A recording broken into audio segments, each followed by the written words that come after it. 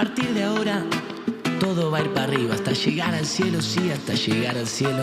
A partir de ahora todo va a ir para arriba, hasta llegar al cielo, sí, hasta llegar al cielo. Es sabio el optimismo, pero pésima la experiencia. Estando bien abajo, ya no es cuestión de ciencia. Dichoso si es que existe, el dueño de esta estima es que todo va a ir para arriba hasta llegar al cielo. Encontré la luz en la ciudad. ¿Qué tal? ¿Cómo están? Aquí estamos en Dame el Poder con mala señal, porque estamos en medio de la nada, en la calle, esa infraestructura en la provincia de Buenos Aires y en todo el país que hace falta mejorar. Pero bueno, la idea es seguir adelante. Desde 18 años, con el programa Dame el Poder, estamos con Agustín Echevarne, economista, Sandro Fargosi, abogado y ex miembro del Consejo de la Magistratura. ¿Cómo les va? Muy bien, Muy bien. ¿cómo estás? Un placer. Un gustazo estar también contigo, Alejandro. Bueno, Igualmente con vos, Agustín, y por supuesto con Elizabeth. contanos un poco, Alejandro Fargosi, que ayer en Diputados no salió el proyecto de ficha limpia, que era para que la gente de qué se trata no pueda acceder al poder con condenas de corrupción. Y todo esto tiene que ver también con la institucionalidad y la economía. Sí, nosotros en la Argentina nos hemos ido acostumbrando a una situación absolutamente irracional, en la que hay varios sectores que tienen privilegios de todos los colores, de todos los colores.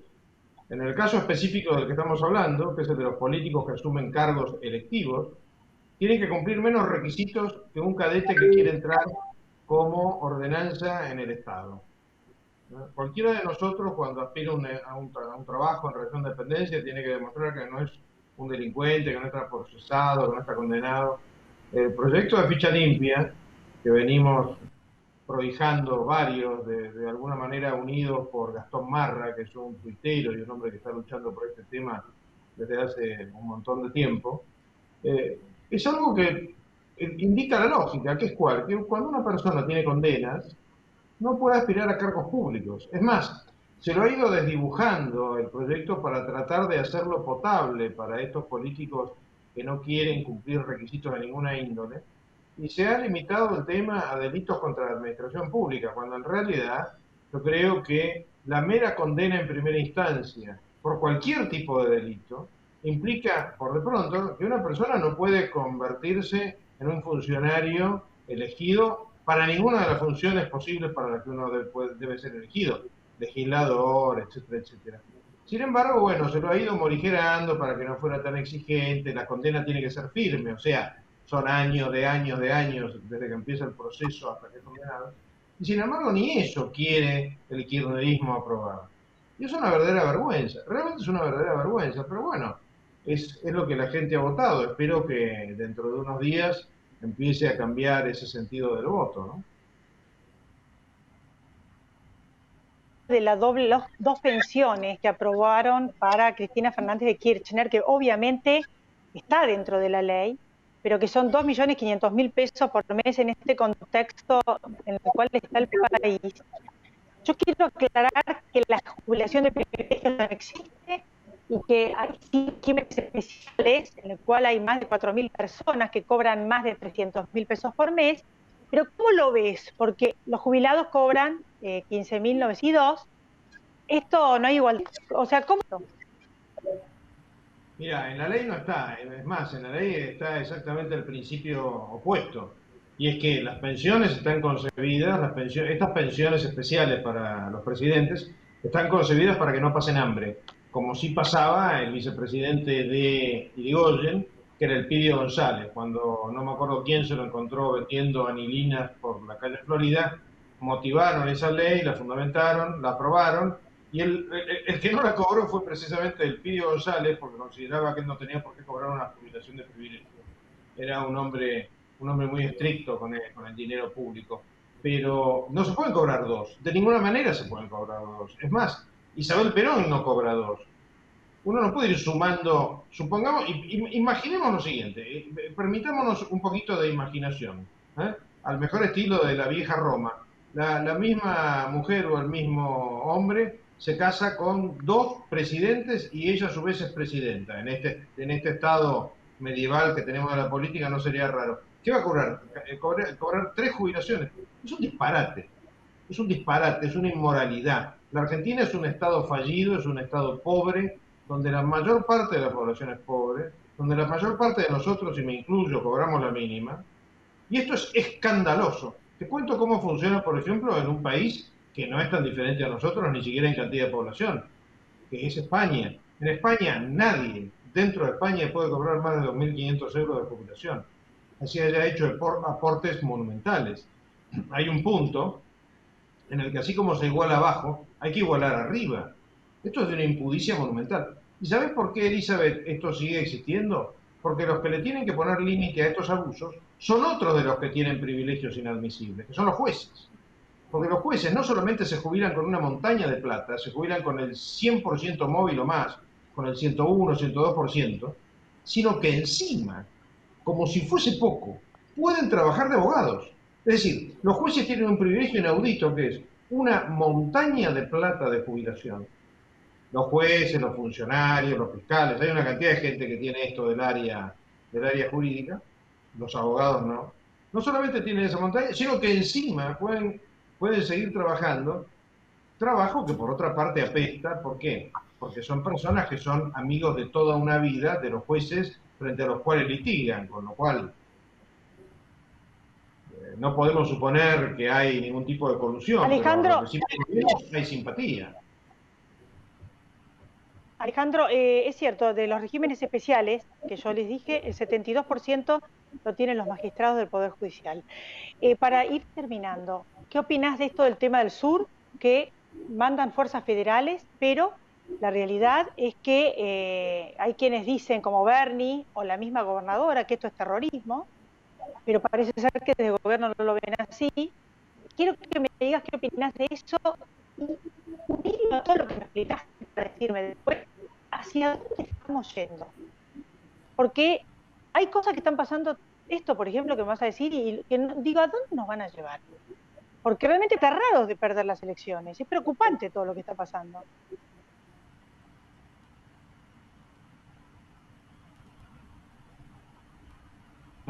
Que ha hecho el castrismo en Cuba y el chavismo en Venezuela. Esto no es nuevo. La única manera de dominar un país es previamente destruirlo, molerlo a palos en términos figurados.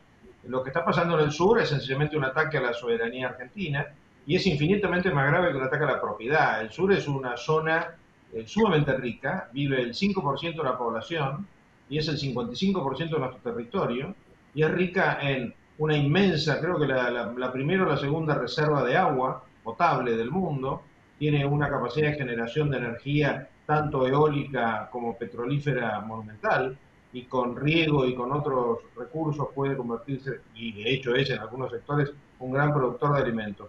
Todo esto lo quiere un grupo de delincuentes que no me importa si son mapuches o lo que fueren, porque aunque fuesen mapuches de verdad, no tienen derecho.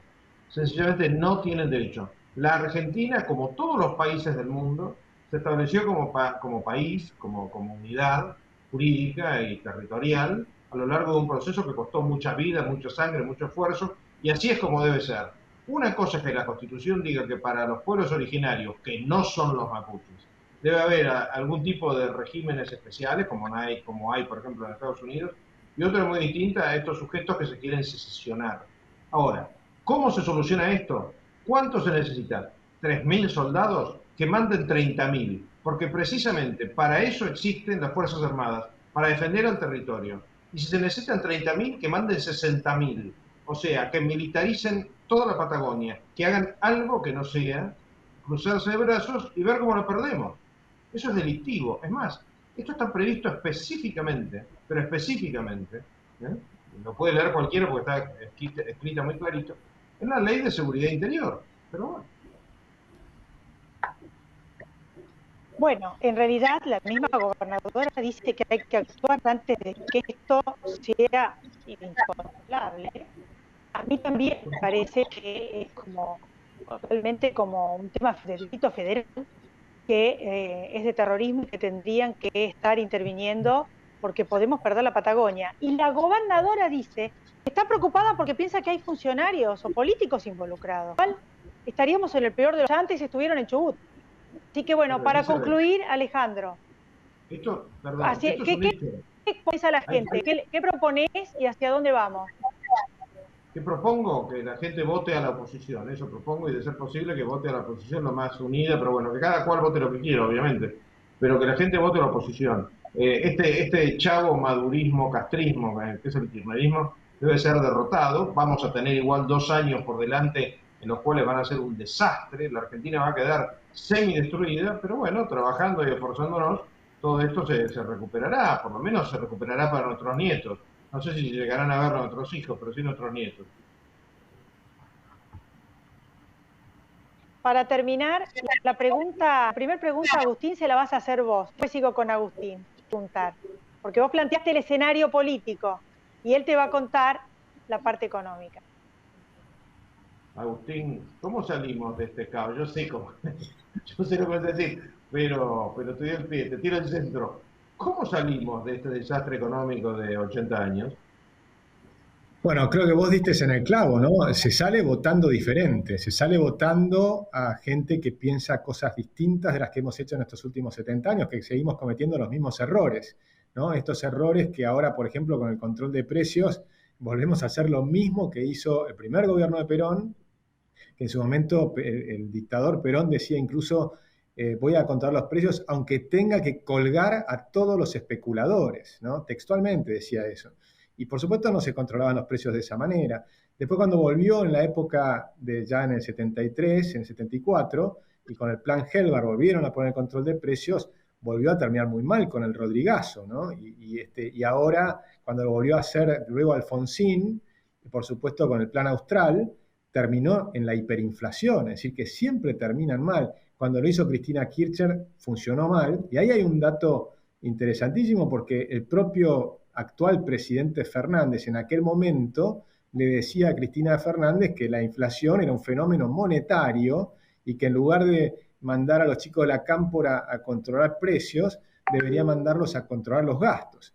Y todo eso se lo olvidaron, ¿no? Y por supuesto está el famoso libro de los 4.000 años de controles de precios, que muestra ya ese libro, me acuerdo hace 20 años atrás, comentábamos sobre ese libro, ¿no? O sea que no es algo nuevo. Y eso viene desde la época del Código de Hammurabi y de Diocleciano y de la Alemania nazi, y cada vez que quisieron intentarlo no funcionó. ¿Cómo termina esto? En una gran crisis. Entonces, esa gran crisis que va a venir, que es indefectible, porque no es que tengamos la bola de cristal, simplemente si cometés los mismos errores, empezás a mirar el balance del Banco Central y ves cómo está creciendo la deuda remunerada, que es una deuda que viene creciendo exponencialmente y hoy ya es el 142% de la base monetaria. Eso te da que nada más que para pagar los intereses de la deuda del Banco Central deberías emitir 60% de la base monetaria el año que viene. Sumale el déficit fiscal y entonces tenés una situación muy complicada, y a eso sumale la inflación reprimida que implica tener estos controles de precios, tarifas retrasadas, cepo cambiario, control de importaciones y todos los problemas que estamos teniendo. Eso desemboca muy probablemente en algo parecido al Rodrigazo, o bien en cosas graves como la confiscación de depósitos, ¿no? O cambiar depósitos por bonos a largo plazo, esas cosas que hemos hecho muchas veces en Argentina y que las conocemos muy bien. Ahora, yo creo, y acá viene la parte optimista que yo estoy observando, que las ideas de la libertad están creciendo en Argentina, sobre todo en la juventud, y están creciendo fuerte. Es decir, la gente realmente repite la paliza electoral de las PASO, cosa que yo creo que debiera pasar a pesar del plan Platita y todo lo demás, que se repita esa paliza electoral. También se va a repetir en 2023 si es que logran terminar el mandato, porque yo creo que no está claro que lo van a poder terminar, cuando los propios peronistas empiezan a pedir adelantos, en algunos casos anticipo de las elecciones.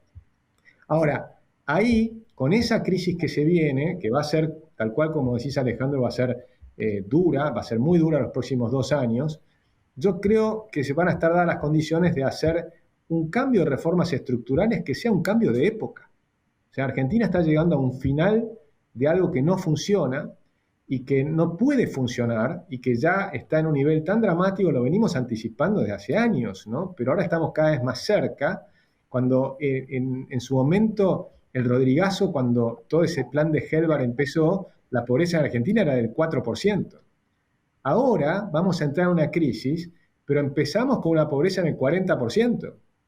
Es decir, que va a ser mucho más complicado. En aquella época, los sindicatos, mal que mal, tenían cierta forma de controlar, digamos, al movimiento obrero, como lo llamaban ellos. Eso hoy no existe más. Hoy tenés los sindicatos, pero también tenés a los Pérsicos, a los de Lía, al movimiento Evita, a todas las cosas que Carolina Stanley también aumentó la cantidad de planes sociales y la cantidad de jefes, ¿no?, que están viviendo de la pobreza de la gente.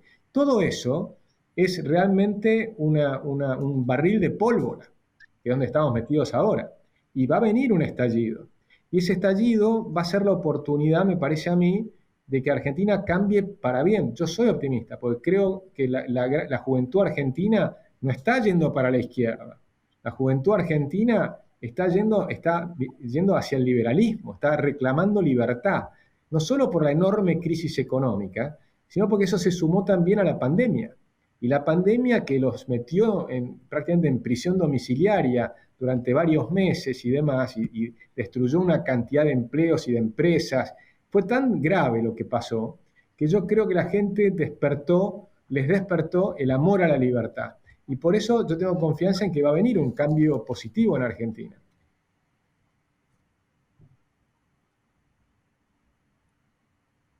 Cambiando de tema. No sé si Alejandro, si tenés, no te preocupes, pero me encantaría que te quedes si podés, Alejandro Fragosi.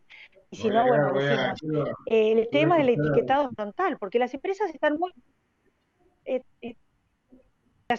muy preocupadas porque realmente dicen que están rompiendo todos los mercados, distintos sectores con los que pude hablar, energética, me acuerdo de un funcionario de una empresa, el dueño de una compañía de productos alimentos, también dicen que esto es un horror, se están metiendo en la rentabilidad de las empresas, están hablando de ver qué hacen con los monopolios. Bueno, está Rodríguez Larreta. Entonces eso clima antiempresa que va a generar menos empleo, menos trabajo. ¿Qué opinas de esta ley de etiquetado frontal?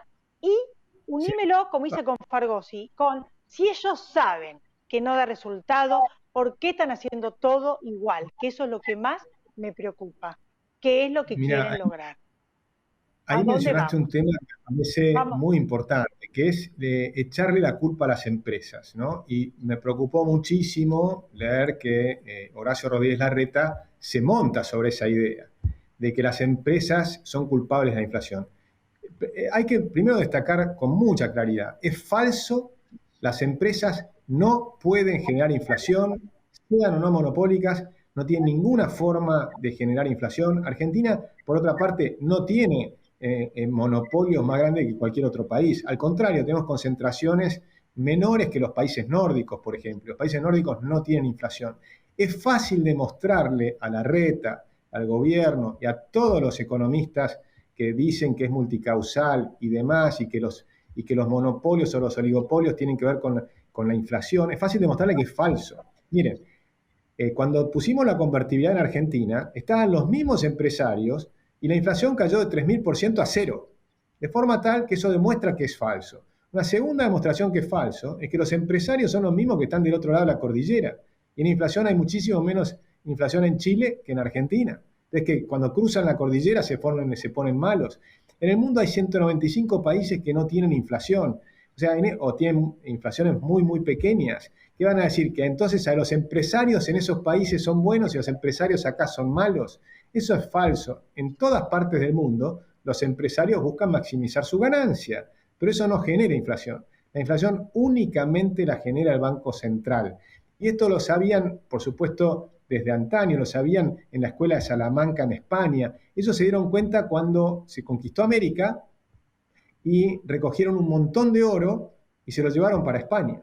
Y lo que empezó fue una carestía, empezaron a subir los precios en oro en España. Así que la escuela de Salamanca ya tenía muy claro, está en el Quijote. El Quijote tenía alegorías a la inflación en aquella época. Es decir, que se sabe esto. Lo sabe el gobierno, lo sabe el presidente porque lo dijo, y ahí dato con la segunda parte de tu pregunta, si lo saben, ¿por qué lo hacen? Entonces, obviamente lo están haciendo primero por una cuestión electoral, de cortísimo plazo, para tratar de evitar la paliza electoral que recibieron en agosto, que se repite ahora en noviembre. Y ese es el plan Platita, ese es el plan de controles de precios, ese es el plan que ellos saben que dura muy corto plazo. Y bueno, queda la incógnita, que algo dijo Alejandro, si lo que quiere hacer es destruir el país para empezar a hacer una cosa más tremenda sobre ese desastre, como suelen hacer los socialistas. En el caso de la Argentina eso no lo van a lograr, porque en Argentina una cosa que a mí me alegró mucho, por ejemplo, fue cuando intentaron introducir los médicos cubanos, que todos sabemos que junto con los médicos, no sé si todos lo sabemos, pero junto con los médicos cubanos, en Venezuela entró el G2, que eran los grupos de inteligencia cubanos. Y esa fue una de las maneras importantes de controlar el ejército. Acá no controlan el ejército. Por suerte los anticuerpos de la Argentina, de los propios médicos de la Argentina, dijeron que no a los médicos cubanos y no pudieron entrar, con lo cual eso les falló. Y la gendarmería y el ejército no están del lado de los que quieren destruir la Argentina, están del lado de los que queremos una república, no van a estar del lado de ellos, con lo cual yo en eso estoy tranquilo. Y con la gente que va a querer el cambio, y ellos sin el ejército ni nada, lo más probable es que ocurra lo contrario, es que se desplome el poder, se les va a diluir el poder, y se les va a diluir muy rápido, y es bastante probable que esto termine en una asamblea legislativa, si en algún caso termina renunciando el presidente Fernández. Agustín, yo quiero aclarar que Rodríguez Larreta no está de acuerdo con el control de precios y el congelamiento. Juntos por el Cambio no lo estuvo, más allá de lo que pudieron haber dicho, y que en realidad que nada es del Frente de Todos, está arremetida. Incluso hay intendentes con quienes he podido hablar acá en estas ciudades del interior que no están apoyando el control, y el miedo que tienen los supermercados que van a controlar no lo van a hacer. En realidad en Venezuela empezaron así, controlando los precios, y después terminaron expropiando a las empresas. Yo no digo que vamos a terminar como Venezuela, pero es un sistema y es un preocupante. ¿Qué dirías vos? Sí, pero fíjate ¿Un comentario ya para ir terminando cada uno? Sí, es que eso no lo lograron hacer. Ellos trataron por ejemplo, de estatizar Vicentín. Y hubo una reacción de todo el pueblo de Vicentín. O sea, todo un pueblo se levantó para defender a la empresa. Es decir, no lo van a lograr. Pueden intentarlo, yo no digo que no lo intenten. Yo estoy convencido que no lo van a lograr. No es lo que quiere la Argentina, no es lo que quieren los jóvenes, no es lo que quieren la gente del campo. No es lo que quiere la Argentina. La Argentina quiere ser un país normal. Y votó en las elecciones por cambiar y volver a un modelo más razonable. De hecho, cuando votaron por el cambio en el gobierno anterior, que después haya fracasado fue justamente porque no hizo el cambio. Pero la gente lo que quiere es que la Argentina sea un país normal. Y eso es lo que están mostrando en las elecciones, y eso es lo que está mostrando el crecimiento muy fuerte de los que están votando por las ideas de la libertad puras, como es el caso de Javier Milei, de José Luis Espert, de Ricardo López Murphy. Es decir, que hay un crecimiento muy fuerte de lo que son las ideas de la libertad. Y eso te lo demuestra cómo están cambiando hasta el discurso. Cristina Kirchner salió diciendo que el capitalismo es mejor que el socialismo. O sea, hasta Cristina Kirchner te lo está diciendo. ¿Por qué? Porque la gente está cambiando de opinión. Alejandro, un minutito, ¿cómo cerramos? Alejandro, ¿cómo cerramos? Coincido con la esperanza de Agustín, y vale la pena recordar un detalle, hacer un reconocimiento explícito, y es lo de Vicentín. No solamente fue el pueblo el que lo paró, sino también un juez, sino que es el doctor Lorenzini. Si hubiese más Lorenzinis, todos estos disparates tendrían, no sé si todos, pero una enorme cantidad de estos disparates tendrían una solución que hoy en día no tienen, porque desgraciadamente la justicia mira para otro lado. Y esto es una buena noticia. Es mala que la justicia mire para otro lado, pero es bueno si tenemos en cuenta que cuando la justicia se decide a moverse, buena parte de los problemas que nos parecen terribles desaparecerían. Bueno, entonces yo, para ir concluyendo, porque me parece que se me está terminando el programa, políticas de Estado son las que faltan, Estas son medidas del aquí y ahora, ninguna medida de cambio de fondo, por un lado, y por el otro lado, más república y afianzar la justicia, como decís Alejandro, nos va a mantener dentro de la institucionalidad. O sea, estamos como agarrados con alfileres, pero agarrados al fin a una república. Sí. ¿No? Así es. Bueno, chicos, en el programa, yo les mucho haber estado. No sé qué me dicen en estudio, si me queda algún minuto, porque como tengo mala señal, no, ya redondeamos. Yo les agradezco mucho a los dos haber estado ahí y me quedó claro lo que me explicaron. Hay distintas escenarios posibles, pero coincido con ustedes en casi todo, sobre todo en lo más importante. Mucho haber estado acá y los veo seguramente después de las elecciones.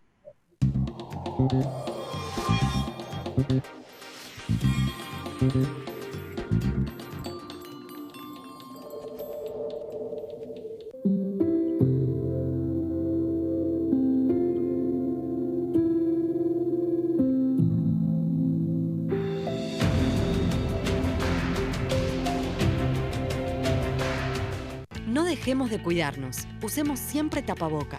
Mantengamos distancia. Elijamos espacios abiertos. Ventilemos lugares cerrados. Para más información, entra a buenosaires.gov.ar/coronavirus. Cuidarte es cuidarnos. Buenos Aires Ciudad. Acero para hacer. Ternium.